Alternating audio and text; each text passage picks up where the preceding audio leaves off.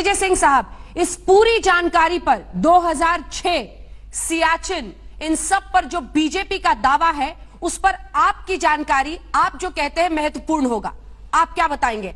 आपकी नजरों से या जानकारी से क्या गुजरा था इस मुद्दे पर? जो प्लानर थे यूपीए 1 के, और ये 89 से चल रहा है कि भाई हम इसको यहाँ पर अगर जोन ऑफ पीस कर दें तो इसके लिए क्या करना चाहिए।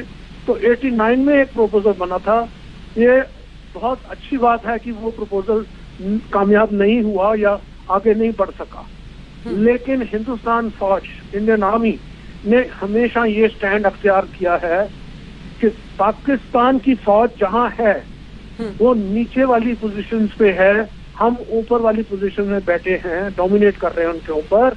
जब तक वो कबूल नहीं करते नक्शे के ऊपर और इन राइटिंग डेफिनेशन के मुताबिक और फोटोग्राफिक एविडेंस के साथ, जब तक वो एक्सेप्ट नहीं करते, ऑथेंटिकेट नहीं करते कि इंडिया की पोजीशनें यहाँ हैं, हमारी पोजीशनें यहाँ हैं, और फिर उसके बाद इन फेजेस हम डी एस्केलेशन कर सकते हैं, जैसे कि अभी हम उधर गलवान वैली में भी करने वाले हैं। वो भी फेजेस में होगा। लेकिन मैंने कहा सबसे पहले आप अपनी पोजीशंस को ऑथेंटिकेट करिए नक्शे पे और जमीन के ऊपर। तो ये स्टैंड जो था मैंने भी लिया, और बड़े गर्व से कह सकता हूँ मैंने देश के लिए खून बहाया है, और मैं जानता हूँ कि सियाचिन कितना इम्पोर्टेंट है हमारे लिए। चाहे वो बहुत ऊंची पहाड़ियां, कोई बात नहीं, हिंदुस्तान का एक हिस्सा है। उसके साथ साथ अगर हम वहां से निकल जाएं, क्या गारंटी है कि पाकिस्तान धोखा नहीं देगा और उन पहाड़ियों पे चढ़ जाएगा।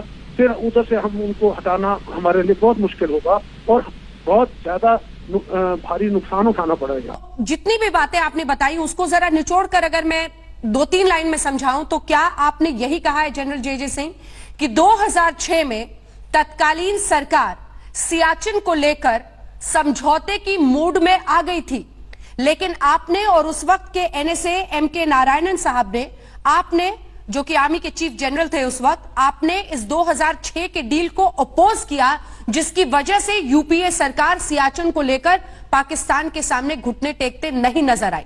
यही कहा है आपने? Anjana, you are right.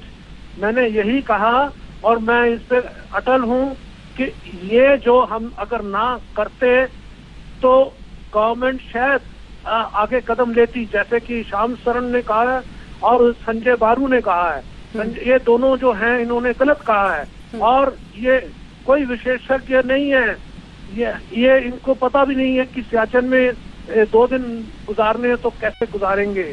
ये लोग दिल्ली में बैठ के अपनी कर रहे हैं राजनीति। मैं जानता हूँ, मैं समझता हूँ, ये जो भी है, अगर फौज ने और मैंने उस समय ये दृढ़ निश्चय ना किया होता कि हम कभी नहीं अपनी जगह से हटेंगे, तो ये सियाचिन अभी तक हमारे हाथ में ना होता।